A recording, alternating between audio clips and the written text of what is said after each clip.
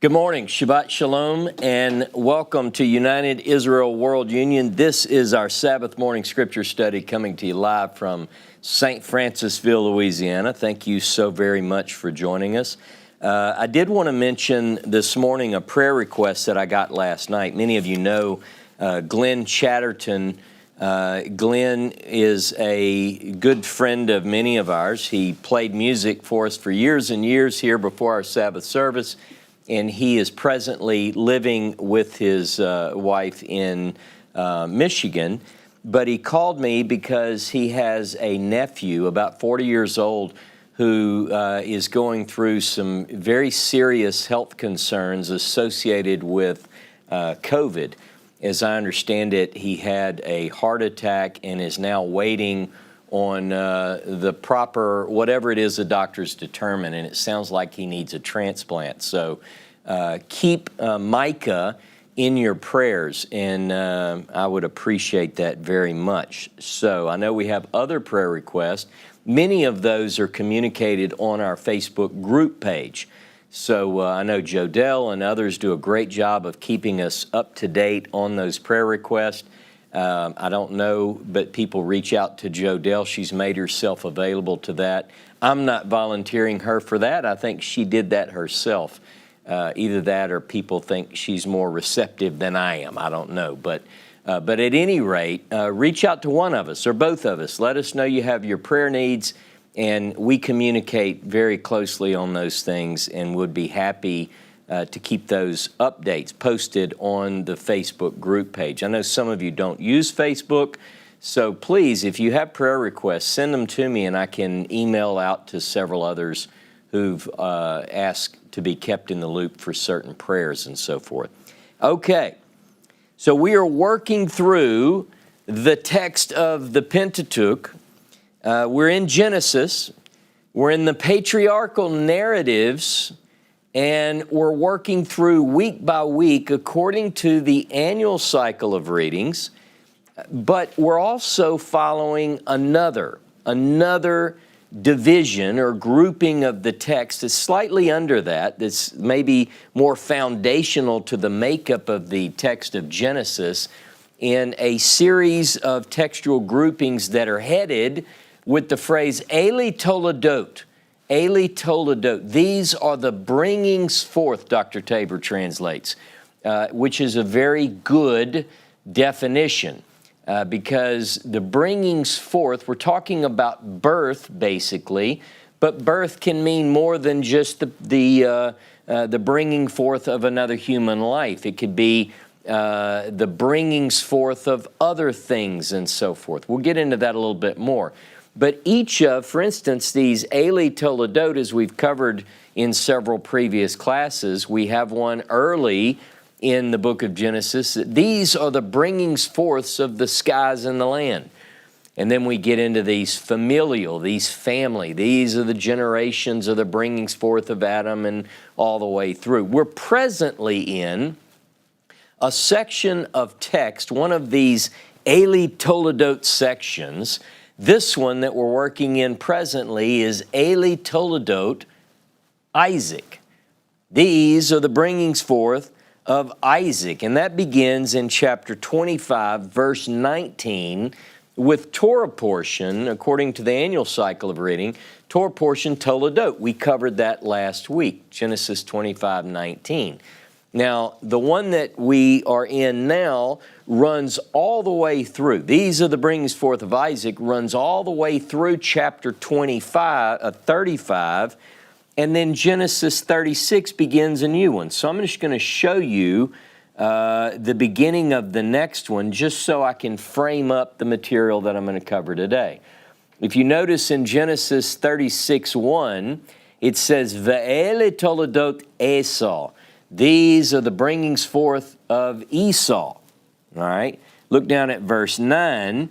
Actually, there's another division in verse 9, and it says, Ve'ele Toledot Esau, Avi Edom.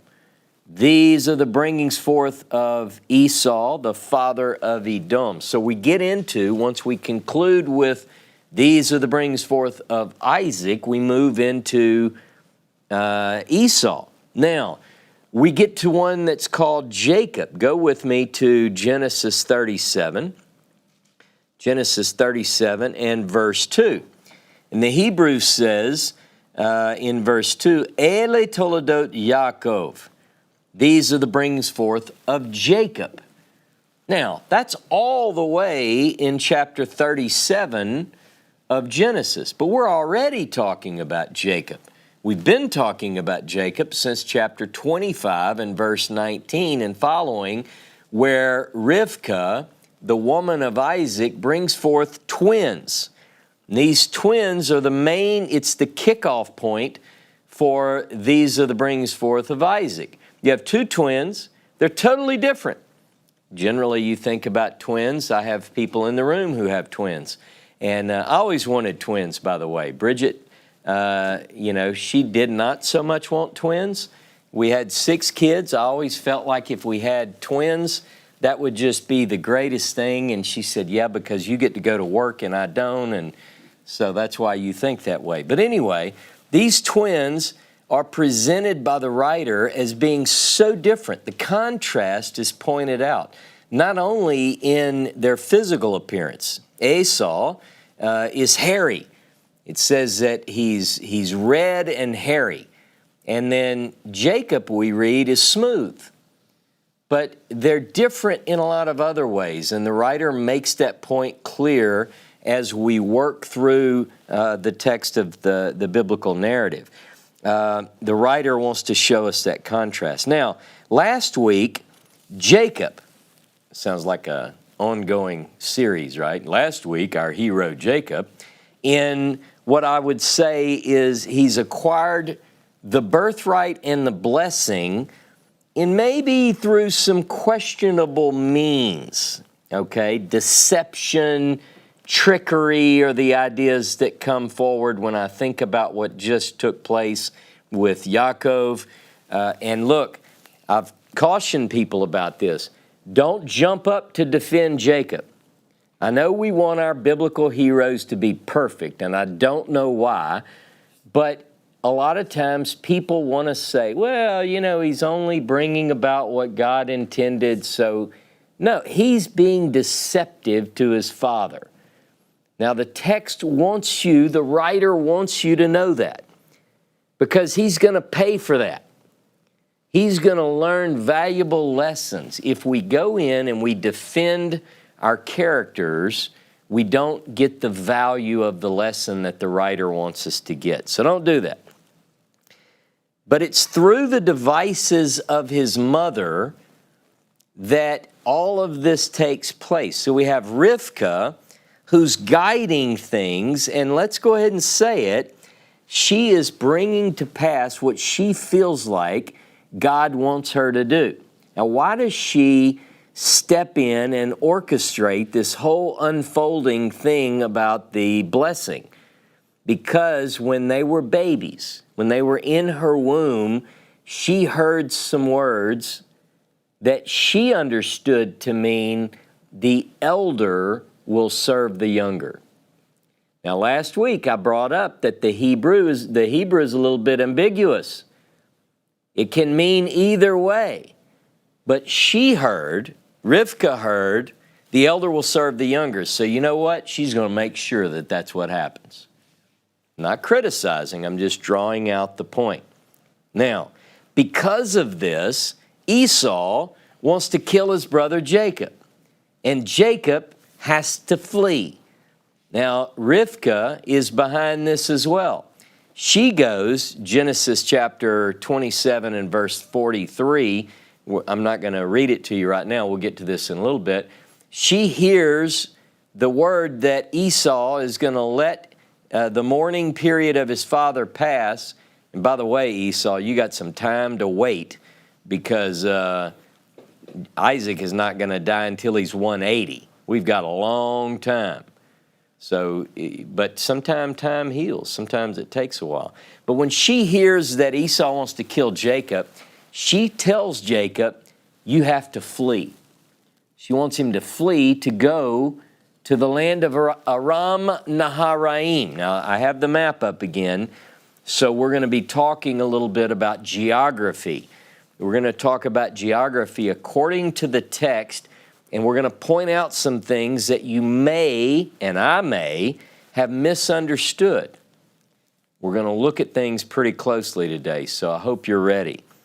This week's Parsha is all about the time, Jacob's time outside the Promised Land. Remember, Abraham goes to the Promised Land. Almost immediately, he has to sojourn into Egypt. He's a sojourner. Isaac never leaves the land. Jacob is going to have to leave the land. He's fleeing for his life, basically, and for his wife, by the way, for his life and his wife. That's why Jacob is going to be leaving. Now, it's an interesting twist in the story. What do I mean by that? The fact that Jacob is leaving the land of promise and not Esau is interesting to me. Because when they were blessed, remember, Jacob goes in and receives the good blessing that was intended for Esau. Jacob gets the good blessing, but there, as I pointed out last week, it hinges, both of these boys, the phrasing of the father's words or blessing to them is hinging on the use or the play on a word min. Min means from. Two phrases are repeated, one to Jacob and one to Esau. They're told the same phrase, but they mean different things. I talked about this. From the fatness of the earth and from the dew of skies. Now, for Jacob, the words from the fatness of the earth and from the dew of skies means he's going to benefit from the same. And when it's said to Esau, it means you're going to be away from those things. The blessings will not benefit you, the fatness of the earth and the dew from the skies. But then, in a strange twist, Jacob is the one who is from or away from the promised land, not Esau. Think about that. So the blessing is the wording is used for blessing and curse, same exact language, and yet the one who receives the blessing is the one who has to leave the land. Now, why do I bring that up? You'll see shortly. This week, our story begins in Genesis chapter 28, verse 10. The Torah portion is Va-Yetzay, and it begins Va-Yetzay Yaakov. Genesis 28:10 is the beginning, and it means, and Jacob went out, and he went out. Yaakov went out. He left. Va-Yetzay Yaakov. Now, the story today will end as he's coming back, and that's at the beginning of chapter 32. Jacob is going to be returning. All told, Jacob is out of the land, min haaretz, from the land, about 20 years. Our narrative today ends, the ending of the story. Notice how I'm going to frame this up. The ending of the story is the writer wants us to be prepared for a meeting. Remember, Esau is breathing threats when Jacob flees. When Jacob comes back, he's very concerned, as you might imagine. How's this reception going to be? How's it going to go? Is my brother still mad? Is he going to kill me? He's very concerned over this. He left under the threat of death. He's going to be coming back at the end of the story. Remember, though, more than 20 years have passed since he left at the threat of death. Now, at the time of his return, at the close of the class today, Isaac is still alive. Remember when he left, Esau was saying, when my dad dies and after the mourning period, I'm going to kill my brother. And it's 20 years later and Pops is still around. He hasn't died. In fact, he's going to be alive for quite some time. He doesn't die until much later. But Isaac the father is alive, but according to what we can discern from the text of the Bible, Rebecca is dead, which means that Jacob, the last he saw of his mother was when she said, honey, you've got to go. You have to flee. Go to the land of Padan Aram. Now, how do I know that he never saw his mother alive again? Because he will later say they buried Rebecca, indicating that he was not part of that burial. By the time he gets back, there's no mention of Rebecca. In fact, Rebecca is never mentioned outside of Genesis. The last thing we read is that she was buried in the family tomb by someone, and Jacob was not there. There's no record of when she dies. We just simply have word that they buried her. Now, in last week's Parsha, in the section of text that we studied according to the annual cycle of readings, we see that Rivka, Rebecca, like Sarah before her, is guiding the fulfillment of God's plan. It's the women that are driving the fulfillment, the unfolding plan. Now Rebecca, has two main concerns. This is where we're going to kick off today. She has two main concerns. One is that Jacob is going to be killed by Esau if he doesn't flee. And the second concern is, as I said last week, she's very dramatic. She says, if this boy marries one of these Hittite girls, I don't know what I'm going to do. So she wants him gone. She wants to save his life. She wants him to get a wife. Go with me this morning. Reason number one, Rivka wants her boy Jacob out. Genesis chapter 27. Genesis chapter 27 and verse 41. Now Esau hated Jacob because of the blessing with which his father had blessed him. And Esau said to himself, the days of mourning for my father are approaching, then I'll kill my brother Jacob. But the words of Esau, her older son, were told to Rebekah. She sent and called Jacob, her younger son, and said to him, behold, your brother Esau comforts himself about you by planning to kill you. Now, therefore, my son, obey my voice. Arise, flee to Laban, my brother, in Haran, and stay with him a while until your brother's fury turns away, until your brother's anger turns away from you, and he forgets what you have done to him. Then I will send and bring you from there. Why should I be bereft of both of you in one day? Now, the map is up just to show you that from this southern region here in the Negev, Jacob is going to leave this area and he's going to go to a place called Haran. Okay? So I just want you to see from here, these are approximates, from here to Haran. That's where she's sending her son Jacob to get a woman. Now, look at the next passage, verse 46. Reason number two. And Rebekah said to Isaac, I loathe my life because of the daughters of Het, translated Hittite women. I went into that a couple of weeks ago. If Jacob marries one of the Hittite women like these, one of the women of the land, what good will life be to me? Okay, we keep going.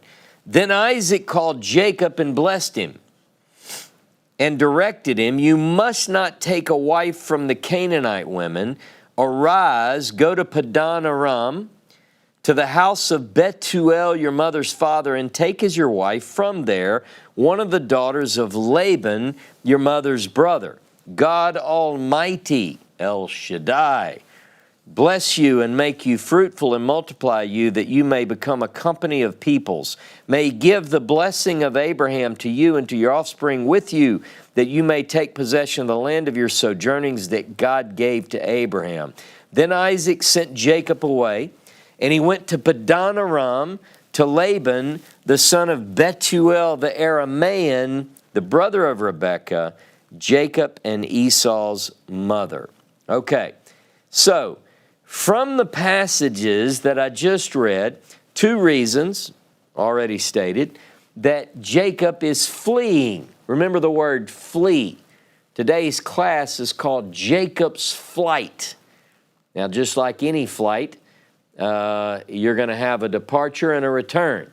So you could say plural, the flights of Jacob. But the idea is that he's flying out on foot. He's leaving, he's fleeing, and he's headed to Padan Aram. From the land of Canaan to Aram Naharaim. Now, that's the way it reads in the biblical text. That name, place name, occurs 6 times in the Hebrew Bible. Aram Naharaim. Naharaim it's basically two rivers. Okay? So you have Aram, whatever or wherever that is, and Naharaim means between the two rivers. Now, so again, here's Haran. He's got a ways to go. And our story, we're going to get into an encounter that takes place on his way out. But before we do, I want you to really get this, that this area that Rivka is sending Jacob, the area to which Jacob is fleeing from the land of Canaan to Padan Aram, to the land between two rivers, this land is the same land that Abraham sent his unnamed servant. Now, is it Eliezer? I don't know. It could be. Remember, Abraham is going to come this way when he comes back, when he first comes into the land. Now, we know that Eliezer is called Eliezer of Damascus. So, he could have picked him up here. Now, there are scholarly proposals that Damascus and this place, I don't want to go too much into this, but there are scholarly conjectures that Haran was closer to Damascus. I think that is not supported by the biblical text or archaeology or anything. But I just tell you, if you go to look, you may see that. But nonetheless, Abraham would have, or Avram at the time, would have passed through Damascus and could have very well picked up Eliezer at that time. Of course, Eliezer could have lived in Haran, who knows? But he's called Eliezer of Damascus. Now go with me to Genesis chapter 24. Genesis chapter 24, and I want to read verse 10. This is the story where Abraham sends his unnamed servant to this region. And it says, "Then the servant took 10 of his master's camels and departed, taking all sorts of choice gifts from his master. And he arose and went to," ESV says, "Mesopotamia." But in Hebrew here, it's Aram Naharaim. And he went to Aram Naharaim, to the city of Nahor. The city of Nahor. Now, go back with me to the beginning of this chapter, Genesis 24 and verse 1. Now, I want to stress, even though I covered a bit of this in a previous class, I've got to do something with the geography that I'm now realizing. 24:1. 24:1. Va'avraham zakein bayamim. Now, Abraham was old, well advanced in years, or the days had come, right? And the Lord blessed Abraham in all these things. There it's Yehovah. The Lord had blessed Abraham in all things. And Abraham said to his servant, the oldest of his household, who had charge of all that he had, "Put your hand under my thigh, and I may make you swear by Jehovah, the God of heaven, the God of earth, that you will not take a wife for my son from the daughters of the Canaanites among whom I dwell, but will go to," get this, "my country and to my kindred, and take a wife for my son Isaac." Now, Here is where we get into, some may think of this in different ways. Go el artsi ve'el moladi. My land, he says, go to my land and to moladi. What does that mean? You hear, remember when I talk about Yeled or Toledot? When we talk about Toledot, it has the root word Yeled in it, the bringings forth. Moladi also has the same root word. It means birthings or bringings forth. Most translations will translate moladi as my kindred. So he tells his servant, go to my land. What is my land? Now remember, we have two different options here. Is it of the Chaldees? Most people believe it is. It's mentioned 5 times in the biblical text. Or is he talking about Haran? Well, clearly, Abraham is talking now about Haran. But the question becomes, was he born in of the Chaldees? In Hebrew, it's Kasdim. Or was he born in Haran? Now, I brought this up, but I want to take this a little bit further. I think he's saying, go to my land and to the place of my birth. My view, this is me. I don't believe, even though a lot of translations, even good translations, will think of Molad as my kindred, I think of Molad as my birthplace. But be that as it may, stick with me. Now look at chapter 12 of Genesis. Genesis chapter 12. Genesis 12 and verse 1. Now the Lord said to Avram, Vayomer Yehovah el Avram, Lech lecha ma'artzcha umimoladtecha. Go for yourself. You hear me'artzcha? It's the same root word as to my land, artsi. And also where it says molati, those two root words are used here. The same as we read in Genesis 24, where it says, go to my land and the place of my birth. Here, it's the same two root words. He tells him, lech lecha, go from your land and from, I think it means from your place of birth. Now, where is he when this happens?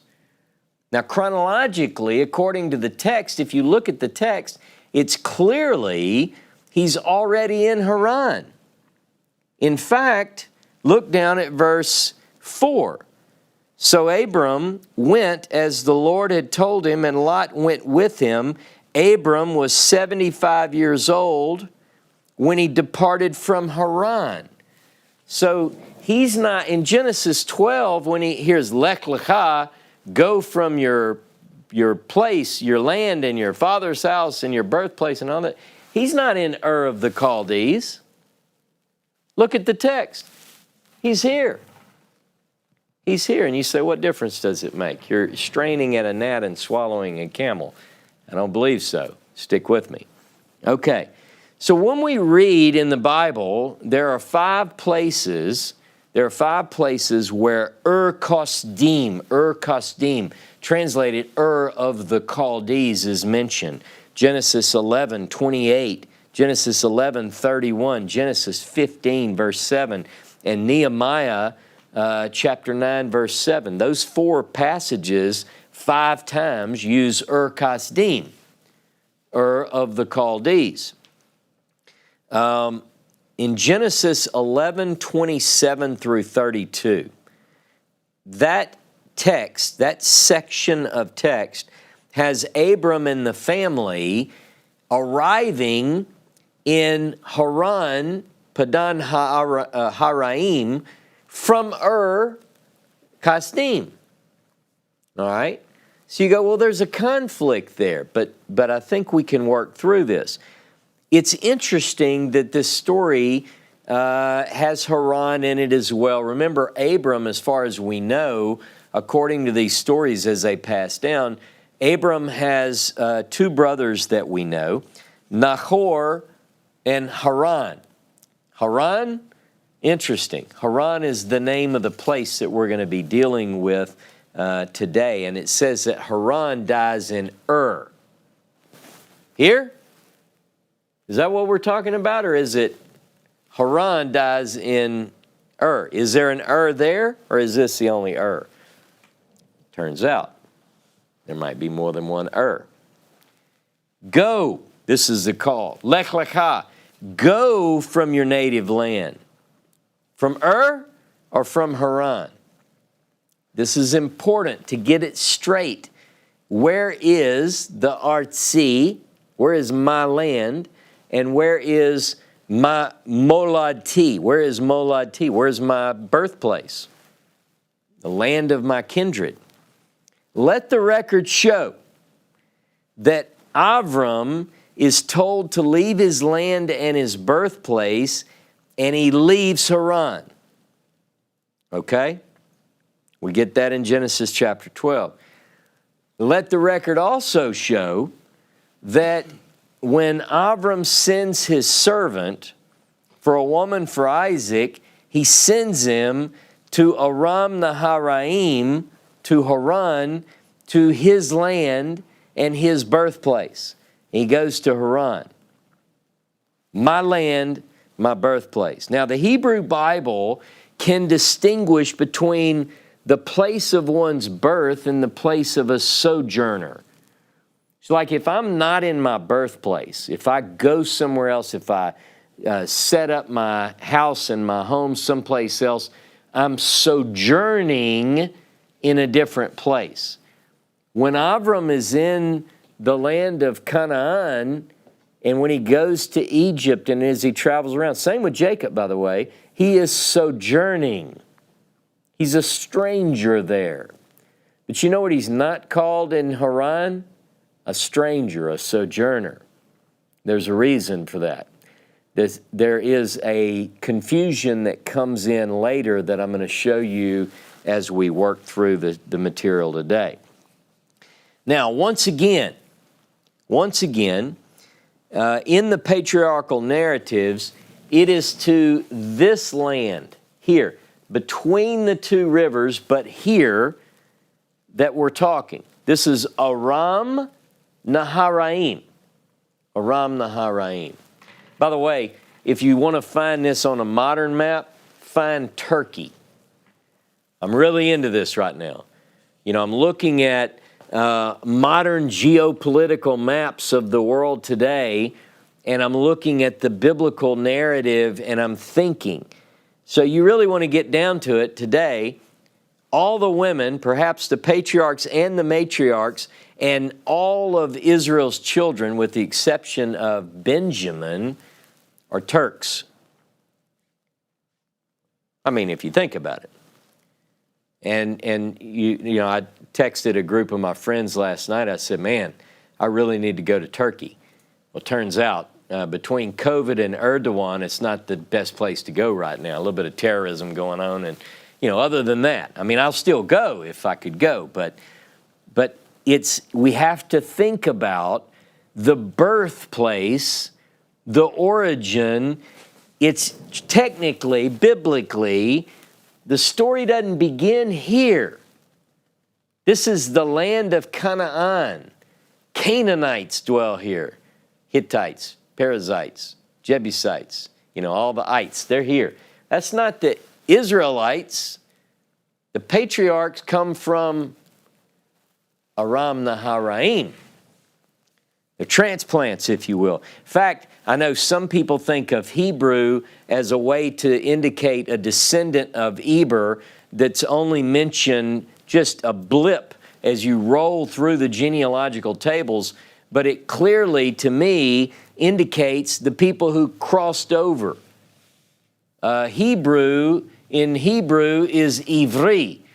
Ivri is based on the word avar, which means to cross over. Cross over what? The Euphrates. They're from the other side.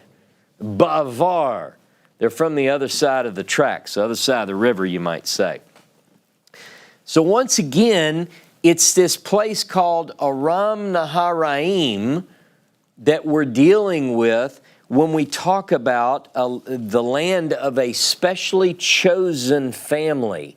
God calls this family out of that land, calls a member of that family, Avram, out of that land to establish a foothold and a presence in a land, a new land that he promises to give him. Now, by the way, and I want you to look this up so that you can learn to research. It's a research project. I don't mean to assume you don't know how to research. I shouldn't have said it that way. I want you to research this. Find out when the phrase Kasdim comes in. So we say Kasdim. Who are the Chaldeans? Are there any Chaldeans in the patriarchal period? Look, do this. Shake your head like this. No. The Kasdim, the Chaldeans, this is in fact in the area of Babylon, yes. Here's according to this map. But Kasdim, the Kasdim, the Chaldeans, there's no Chaldean. We know this. This is a proven fact. This is an anachronism. The 5 places in the text of the Bible where Kasdim is mentioned are written at a period much, much later than the patriarchal period. All right? Because Kasdim, or Chaldeans, is a designation for a period, for a people from Neo-Babylonian Empire. The Neo-Babylonian Empire is from about 1000 BCE. Guess what? That's 1,000 years too late for the patriarchal period. So if somebody says, Abram is from Kasdim, if you ask Abraham, hey, were you from of Kasdim? He'd say, I don't know, what's that Kasdim? What are you saying? Kasdim. Never heard that. We didn't call it that back home. Because he didn't know the term. It'd be 1,000 years. There is another proposal for and those who want a deeper dive, if you really want to get into some fun stuff this week, you can look at what I'm doing in my spare time. I'm looking at a place called Urfa, U-R-F-A. Study the academic literature on Urfa. Urfa, you want a moon god? See, some people say, well, I want it to be of the Chaldees because we have archaeological discoveries where they were worshiping the moon god and so forth. You want that? How about right here? You can find it there too in the other In the that makes sense, remember Chaldees is not something that dates to the patriarchal period. So it could be, and it is, that a later writer is telling the story, he's got the wrong is what I'm saying. Okay, enough on that for right now. But look at Urfa. URFA, time and place match more closely with our patriarchal period and explain and resolve the difficulties that are brought our way because of texts which seem to present conflicting stories of being from or being from Haran, from Aram Naharaim. But by the way, again, it's this region here, modern day Turkey, that we're focused on. And I think we should be focused on today too, by the way. So our story begins according to the plan of Rivka. You might say the plan of God too. Jacob leaves Beersheba for Haran, for safety and to get a woman, for life and wife. Now, go with me to Hosea.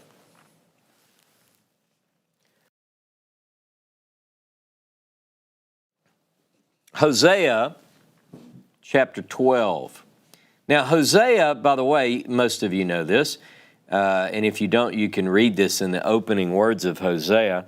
Hosea prophesies during the reign of Uzziah, Yotam, Achaz, Hezekiah, kings of Judah, and of Jeroboam, the king of Israel. So you can put a date on this. But Hosea is prophesying, and I want you to look at verse 13.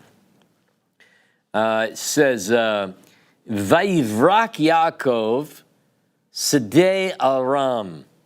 And Jacob fled. Let me do the English. I want to show you what the English says, because then I can tell you what it really says. In the English here, it says, Jacob fled to the land of Aram. There Israel served for a wife, and for a wife he guarded sheep. Well, there you go.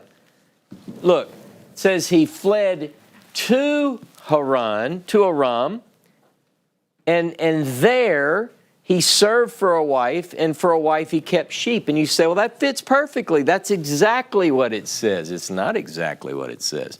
It's what the translation says. And this is important.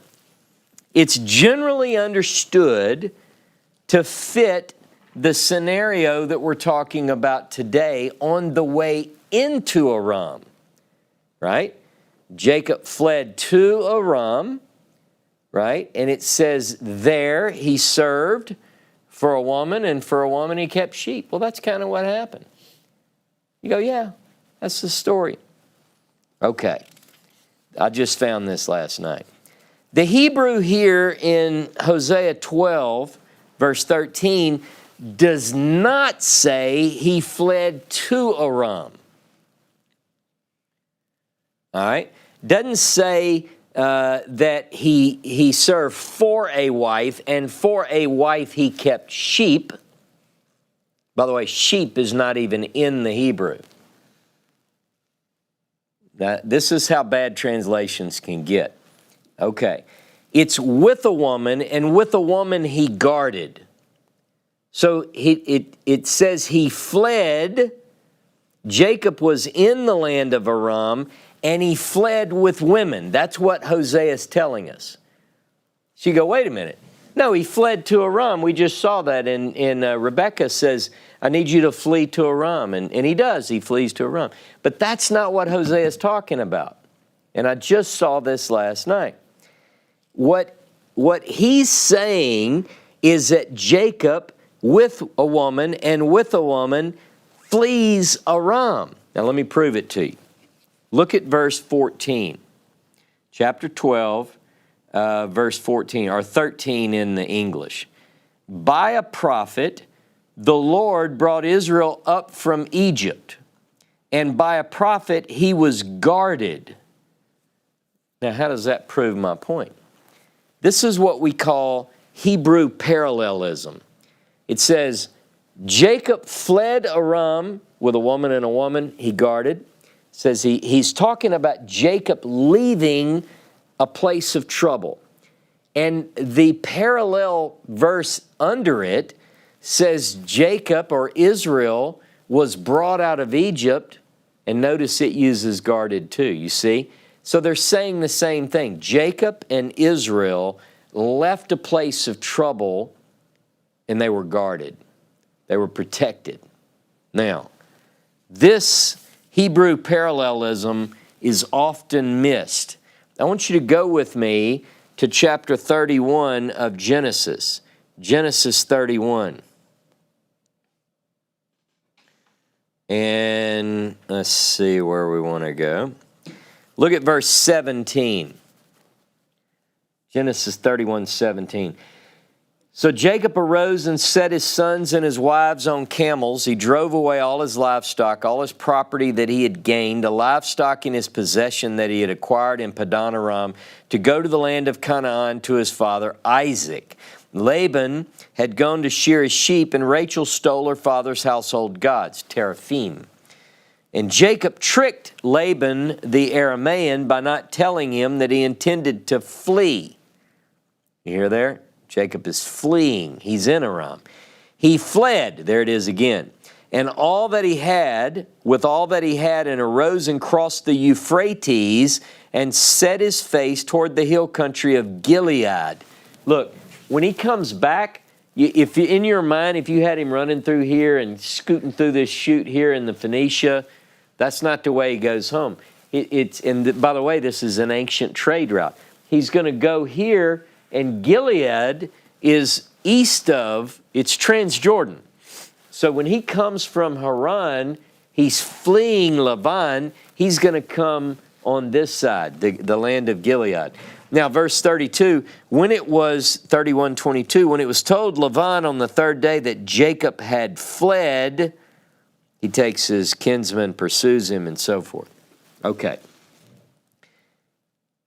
The flight that Hosea is talking about to make the point about God's guarding protection of his chosen ones when they are fleeing is he's fleeing Aram, just like Israel was brought forth out of the land of Egypt. It's the exit, not the entry that we're talking about. Now, he does flee to Aram as well, right? He does flee, chapter 27, verse 43 of Genesis. She says, Rebecca tells him, I need you to flee to Haran. But that doesn't match what Hosea 12:13 is talking about. In Genesis 35, verses 1 and 7, God will later tell Jacob, when you fled, your brother, Esau. And he's talking about fleeing to Aram, but that's not what Hosea is talking about. What Hosea is doing is he's making a comparison between Jacob and his descendants after him in a great rescue that's going to happen in our story. But you don't know about that yet, right? You don't know yet, I know you do, but you don't know, you're supposed to play like you don't know, that Israel, the descendants of Israel, will be rescued, and it will be similar to when they fled Aram. Very interesting. In fact, the Passover Haggadah includes some of this language because they know this. Now, did you know this? Hosea 12:13 is the Haftarah, the prophet portion, attached to this Torah reading, because the rabbis that put that together in Babylon knew that the story was very similar. Oh, he flees Haran? Well, Hosea talks about that. Hosea gives us a 2-sentence summary of the story of Jacob fleeing from Haran. Now, this is not the only text where the life of Jacob is later mirrored in the life of his descendants. Let me give you an example. Look at Genesis 31, verse 42. Genesis 31, verse 42. Let's see, let me get there. In verse 42, it says, if the God of my father, this is Jacob telling the girls about something, about the time there. If the God of my father, the God of Abraham, the fear of Isaac, I like that phrase used twice in the Bible, had not been on my side, surely now you would have sent me away empty-handed. But God saw my affliction, the labor of my hands, and rebuked you last night. Now, when Jacob says, I would have been sent out empty-handed, but I wasn't because God made sure of it, guess who else that happens to? Look at Exodus, just so you have, by the way, the language is exact. Exodus chapter 3 and verse 21. And it says, and I will give this people favor in the sight of the Egyptians, and when you go, you won't go away empty-handed. So you could say, why do the Israelites have to go away and they're not empty-handed? Because it's prefigured, if you will, if I can use that, in the life of the patriarch. The rabbis bring this up all the time. The life of Israel, the nation, is often prefigured in the life of the patriarchs and the matriarchs. Now, that's not all. Look at chapter 31 of Genesis again. Genesis 31. And this time, I want you to go to 22. 31:22. When it was told Laban on the third day that Jacob had fled, he took his kinsman with him. And he pursued him for 7 days and followed close after him into the hill country of Gilead. But God came to Laban the Aramean in a dream by night and said to him, be careful not to say anything to Jacob, either good or bad. And Laban overtook Jacob. Jacob had pitched his tent in the hill country. So here's what I want you to notice. The verbs. Laban took, He pursued and he overtook Jacob. Laban overtook. Now, go with me to Exodus chapter 14. I just want to touch on a couple of these to show you the overlap. And verse 5. When the king of Egypt was told that the people had fled, the mind or the heart of Pharaoh and his servants was changed toward the people, and they said, what is it that we've done? We've let Israel go from serving us. So he made ready his chariot, took his army with him, took 600 chosen chariots and all the other chariots of Egypt with officers over all them. And the Lord hardened the heart of Pharaoh, the king of Egypt, and he pursued the people of Israel while the people of Israel were going out defiantly. Verse 9, the Egyptians pursued them, all Pharaoh's horses and chariots and his horsemen and his army, and overtook them, encamped at the sea by Pi-Hahirot in front of Baal-Zephon. Pharaoh, he takes, he pursues, he overtakes, just like Laban took, pursued, overtook. We see this in many other things, and we will see that again. We'll see other examples of Israel and how Israel, the people, is somewhat matching closely with the lives of the patriarchs. One more point. In Hosea 12, if you go back to Hosea 12 for a moment, Hosea 12, to our verse 12:13, we're dealing with something very interesting. It's verse 13 in the Hebrew, verse 12 in the English. Jacob fled, Vayivrak Yaakov Sadeh Aram. Jacob fled Sadeh Aram. Sadeh Aram. Now my translation here, most translations say the land of Aram. But Sadeh doesn't mean land. Sadeh means field. Jacob fled. It's a place called Field Aram, Sadeh. In Hebrew, you go to Israel and you see these different places, Sadeh Boker, you see all these. It's the field, plain. This place he was fleeing is called Sadeh Aram. Now what is that? Why am I bringing that up? In Aramaic, by the way, Sadeh is Hebrew for field. Aramaic, what did these people speak here? Aramaic. Aramaic for field is Padana. Padana. Guess what? Where are you from? Padanaram. Padanaram. And you go, well, in Hebrew, what is that? Oh, Hebrew would be Sadeh Aram. So what we have in Hosea chapter 12 is a Hebraicized, because it's later, it's in the Hebrew biblical period, talking about this Aramaic origin, Padan Aram.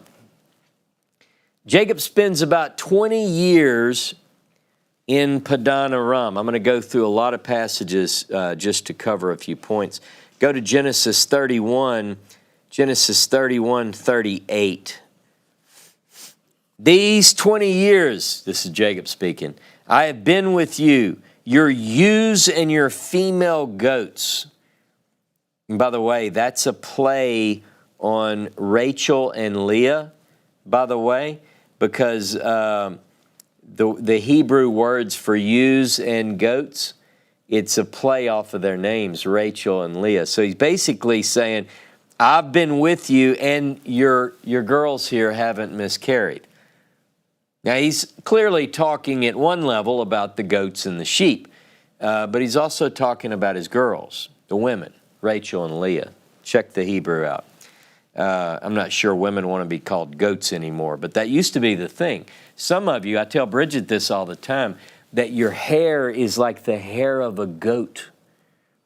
And she said, yeah, I've been working out in the yard. I said, no, I mean, it's so beautiful. It's just, but that's a compliment in the biblical period. You have to know that, though. Bridget knows it. So anyway, to call your wife a goat or something is okay, biblically. Now, The idea, though, is he says these 20 years, look down at verse 41, these 20 years I've been in your house. I served you 14 years for your 2 daughters and 6 years for your flock. And you've changed my wages these 10 times. So 20 years. He's got 14 invested in the women and 6 invested in the flocks. Our story, the flight of Yaakov, the flight to Aram, the flight from Aram, 20 years. On either side of the story today, we have angels.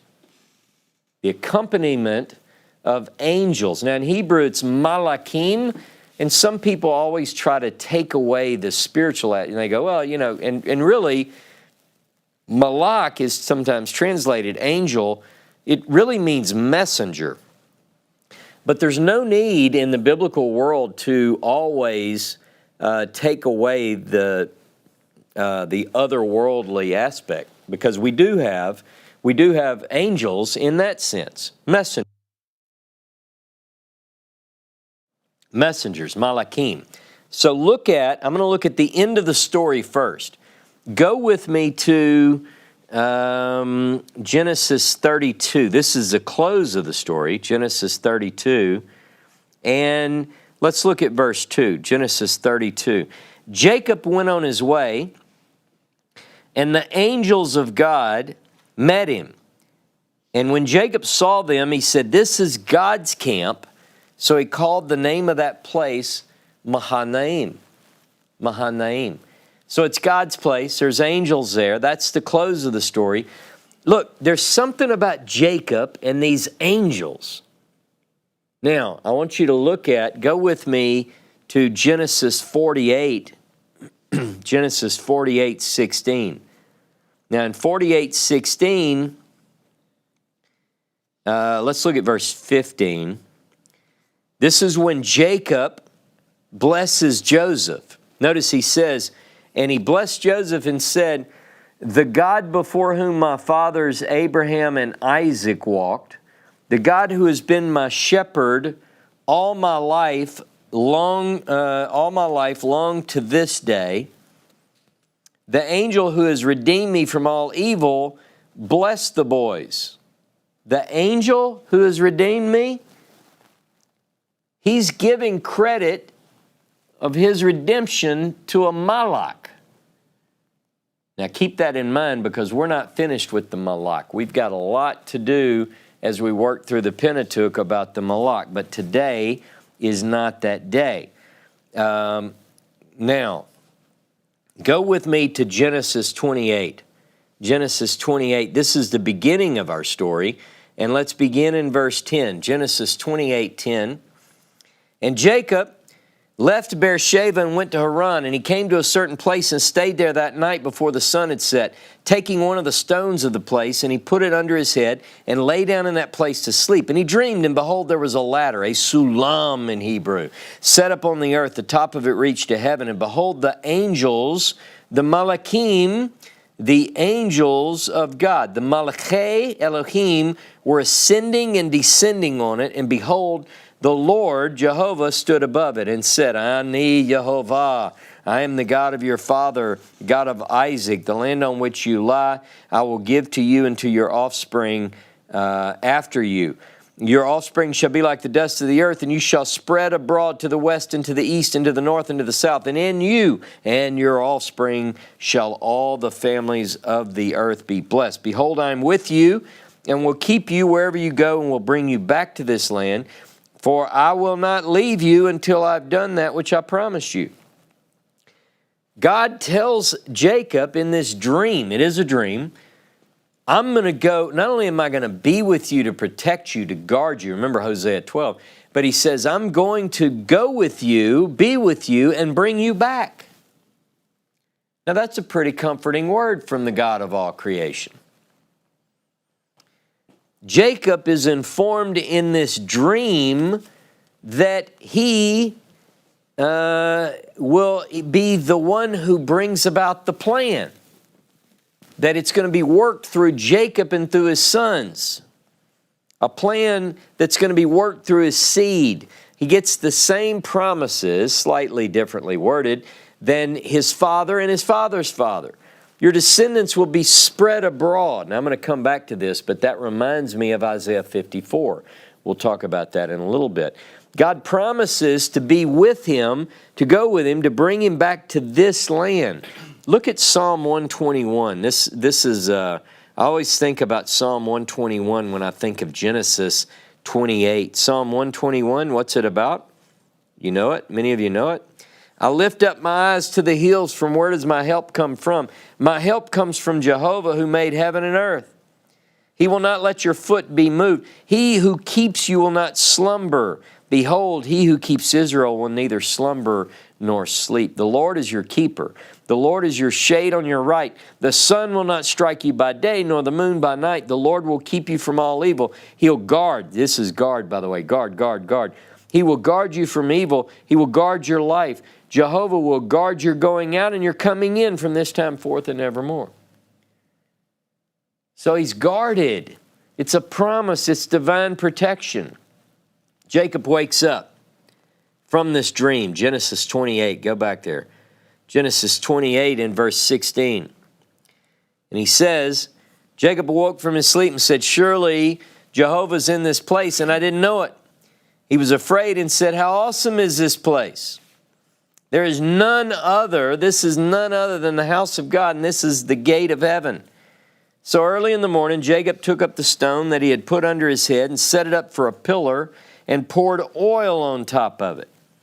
Now, by the way, this is the first example of making a Messiah. I've done the series, the Messiah series. Some of you have seen that. But to take oil and to pour it on top of an object or a person is the method whereby one is anointed generally. We do have an exception in Isaiah 61, the one who is anointed of the Spirit. That's another class. That's a good class, but it's not today's class. The idea is to pour the oil on top of an object. So later in Genesis 31:3 or 31:13, God refers to this and he says, where you anointed, mashakta, where you anointed the pillar. I'm that God that was there that time. Now look at verse 19. Genesis 28, verse 19. He called the name of that place Bethel. Bethel, but the name of the city was Luz at first. Jacob names the place Bethel, or so we read. But before that, it's called Luz. Now, where is Bethel? If you look at a map, on my map here, you see this Rabbah of the Ammonites. If you go directly, roughly due west, about as far, you see the distance between the Jordan and Rabbah, about the same distance over, about the same horizontal line is where Bethel is. Now, Bethel figures importantly in the biblical narrative, but it's not called Bethel at first. It's called Luz. Go with me to Genesis chapter 12, verse 8. Genesis 12, verse 8. From there, this is talking about Abraham.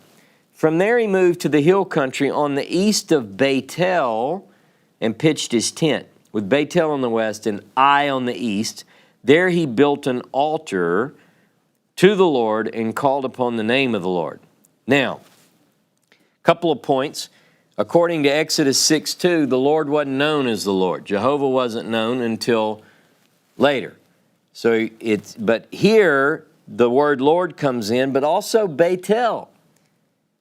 So we just read that the name of the place was Luz. Jacob names it Bethel. So Abraham wouldn't have known it. Abraham, they wouldn't have known it as Bethel. That's a later update, you see. It's not a problem. We just need to recognize what's from the period, what's from a later period. Then we can talk about how much later. Now look at Genesis chapter 13. Genesis 13 and verse 3. And he journeyed on, this is also Avram, He journeyed on from the Negev as far as Bethel, to the place where his tent had been at the beginning, between Bethel and Ai, to the place where he had made an altar at first. And there Avram called upon the name of Jehovah. All right. Now, here's the idea I want you to get. That wouldn't, if you're telling the story and you're in period, you're not writing anachronistically, you would say, the story would go like this. And he journeyed from the Negev as far as Luz. Right? I mean, I'm not stretching things here. I'm making a clear point. It's not called Bethel. It's the same as what we're talking about, Kasdim. Kasdim, the Chaldeans. Who is that? Never heard of it before. Never heard of Bethel before. Okay. We're just trying to get this straight. Now, Luz can mean, and does mean, almond. I'll give you an example. Look at Genesis 30. I'll give you an example from this week's Torah portion. Genesis 30 and verse 37. Genesis 30 and verse 37. And Jacob took fresh sticks of poplar and almond and plane trees and peeled white streaks in them, exposing the white of the sticks. Where it talks about almond, it's Luz. Takes Luz. Okay. But the place was known as Luz in the patriarchal period. So let's underscore that. Genesis 35 verse 6. And Jacob came to Luz, that is Bethel, which is in the land of Canaan, he and all the people who were with him. That was my parenthetical voice. I want you to see that that's a later insertion. And Jacob came to Luz. It's exactly where he came. That's what it was called in the biblical period. But the writer here, the editor, the redactor, the compiler wants you to understand, hey, that's Bethel. Oh, Bethel. Because later it's called Bethel. They would say, I'm glad you said that because I wouldn't have known. You said Luz, right? What is Luz? What's the old name of the place? Now, look with me at Genesis 48. This is a great example here. Genesis 48 and verse 3. Israel, this is Israel. He summons his strength. He sits up. And Jacob says to Joseph, listen to how pure this is. I love this verse. El Shaddai appeared to me at Luz in the land of Canaan and blessed me. You know how pure this is? The reason I love this? God is called El Shaddai and not Jehovah, which was later. And he's telling the story. This seems to fit the period. Jacob says to Joseph, El Shaddai, right name, appeared to me at Luz, right place. Right name of the right place. You see that? Now, look, two more verses. Let's go to Joshua. Joshua 18 and verse 13. From there, the boundary passes along southward in the direction of Luz to the shoulder of Luz, that is Bethel. Then the boundary goes down to Atarot Adar. Now this is in the conquest period. So the question becomes, is this saying that at the time of the conquest it was also known as Luz? In other words, is it not known as Bethel until much later? Huh? I don't know. Now let's look at one more. Look at Judges. Judges chapter 1. Judges chapter 1 and verse 23. And the house of Joseph scouted Bethel. Now the name of the city was formerly Luz. You see? What it's doing is these are indications of updates and so forth. Now, here's an interesting point I want to make. Another meaning of the Hebrew word Luz. We know it means almond. In the magic mating story, Jacob strips these sticks, puts them in front of the animals, and when they mate, you know, it has something to do with the babies. Anyway. So, but this, there's another word that Luz can also mean to turn aside, to depart. Now, part of that reason is its location. All right, here, central in the Promised Land, in the land of Canaan, is this place, Luz. And Luz sits sort of at a turning place because to the north of Luz, you know, if you drew a line from west to east through Luz, north of the line, you would have the hill country of Ephraim, the hills of Ephraim. And to the south of the line at Luz, you roughly have the Judean plateau. So later in biblical history, this line, this Luz, they call it the Luz line. The Luz line, to the north of it is Samaria, later in biblical history, and the south of it is Judea. So Judea and Samaria, sort of a north-south split there. It's a place of turning. It's a place of turning when you travel. So for instance, it's like when you get here, where do you go? Now remember when I said when they come back, when Jacob and the girls come and all the animals and the kids, when they come back to go to the land of Canaan, do they go here through the chute in Phoenicia? No, they come here and then they cross over.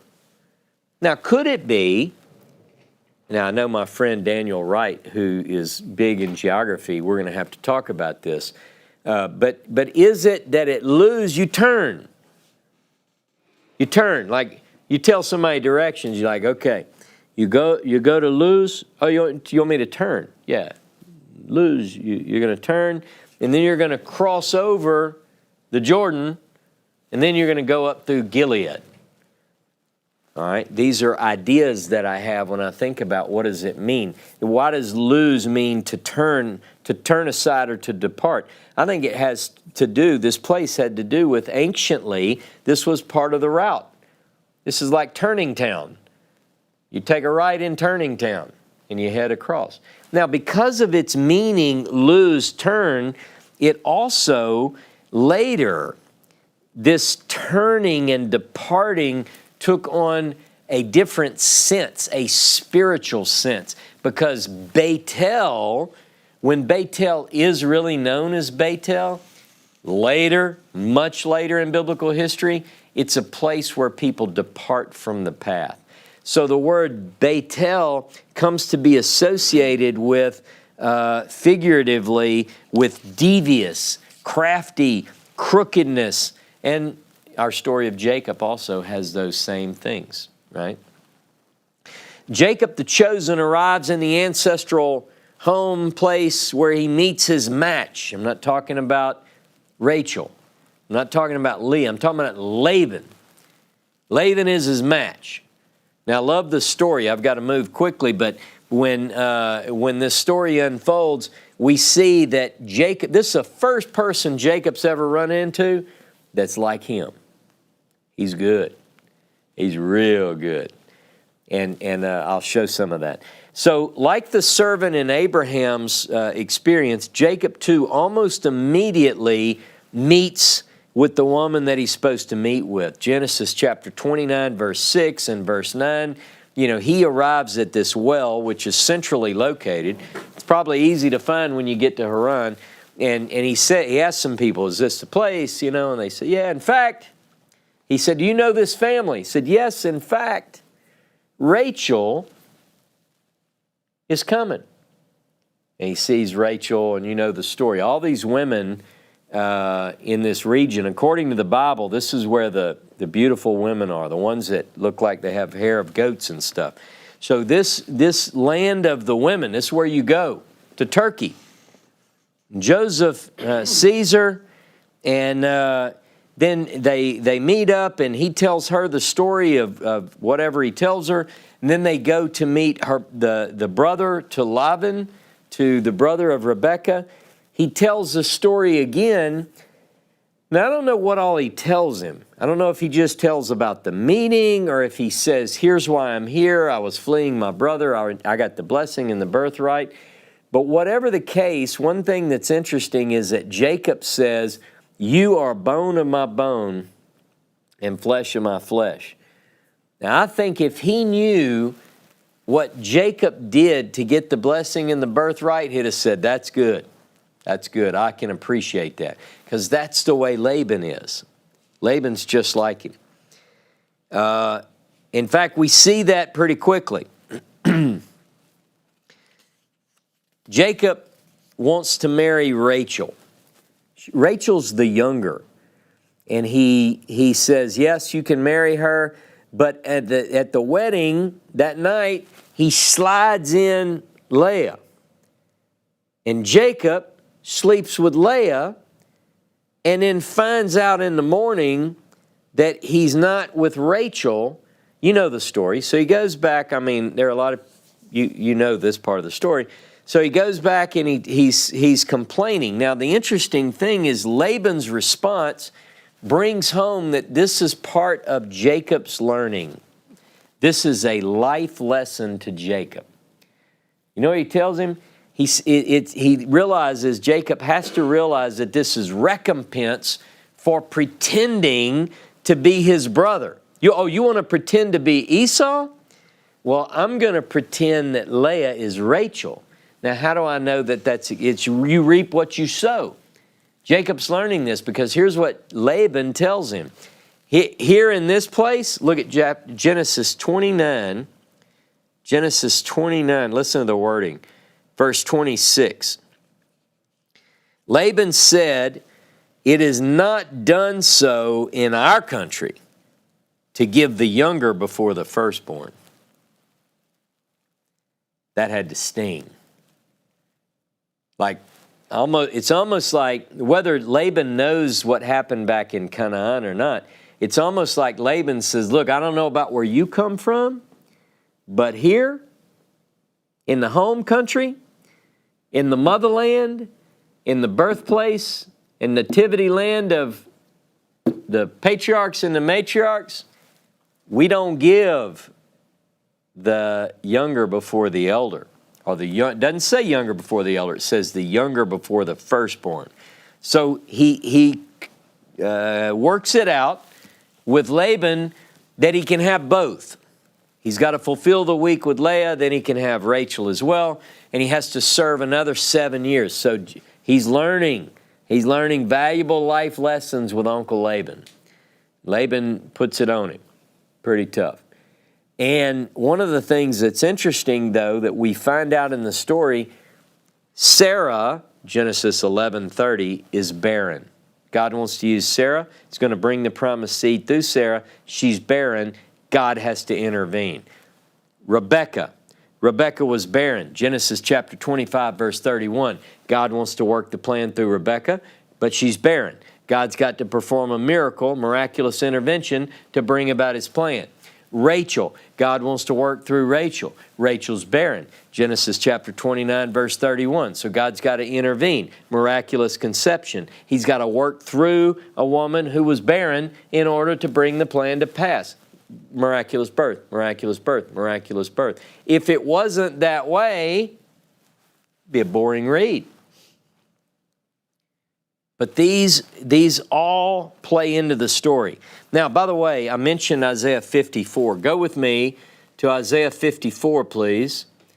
And I just want to pick up the first 3 verses. Sing, O barren one, who did not bear. Break forth into singing and cry aloud.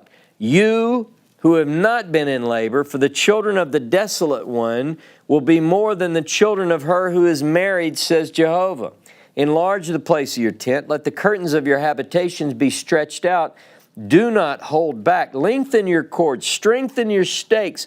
For you will spread abroad to the right and to the left, and your offspring will possess the nations and will people the desolate cities. Ladies and gentlemen, where it's talking about the children of Israel spreading abroad to the right and the left, that word spread abroad is the same word that's used when God tells Jacob at Luz, your descendants will spread abroad. Isaiah 54 is a prophetic picture of what God tells Jacob in Genesis chapter 28, verse 14. The births of the sons and one named daughter, excluding Benjamin, are covered in this week's Parsha, chapter 29, verse 31 through chapter 30 and verse 24. All of them except Benjamin are born in this ancestral homeland, which is modern-day Turkey, not Israel.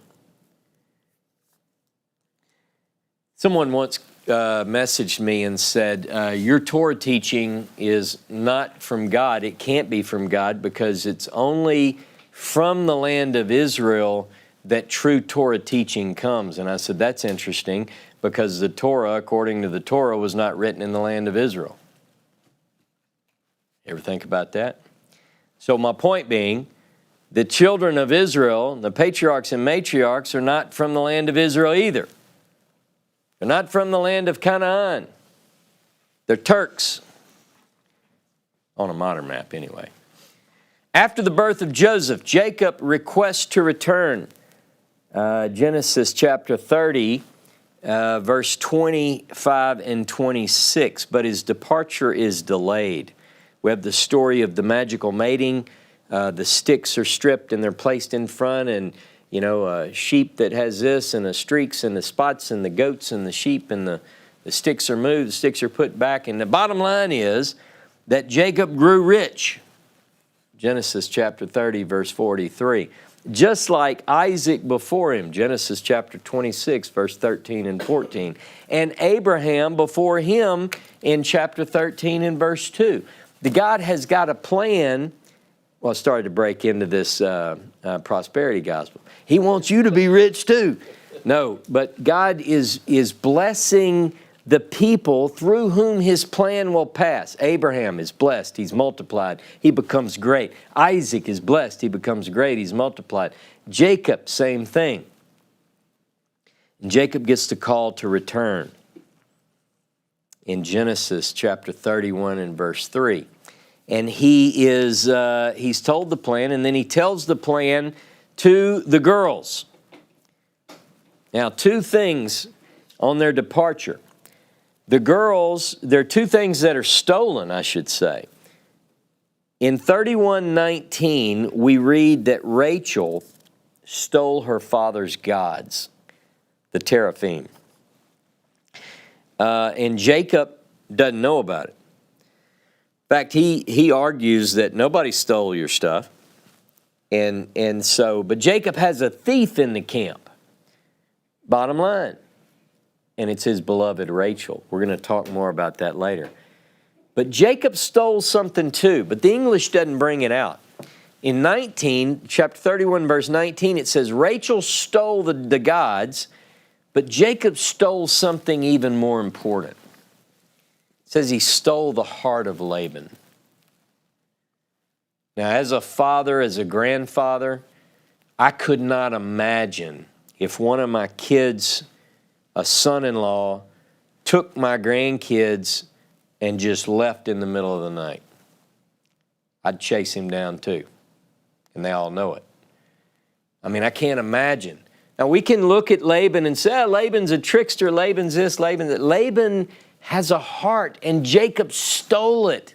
Now, he's fearful. He thinks that if he tells him, look, I'm leaving, I'm going back, that he'll, make it difficult for him. But I want you to picture, I want you to feel these people, these characters. These are human lives that are affected one way or the other. Rachel pretends that she's in her cycle, so she can't get up. Daddy doesn't find the gods and so forth. But again, the story that we're at a place now. The route they take home from Haran puts them in this region, east of the Jordan. And we're going to pick up as the encounter, the long-awaited reunion between Jacob and Esau is going to happen. How's it going to go? Now, all of you think, well, I know the story. I know how it goes. Well, what can we learn about the story of the reunion? And let me ask you this. What if it points prophetically to something else? So we're going to pick up next week at a place called Mahanaim. And we're going to talk about how that figures in not only historically, but prophetically in the life of Israel. Don't miss next week's class. I know I went a little bit long today. Shabbat Shalom, Shavua Tov. Have a great week.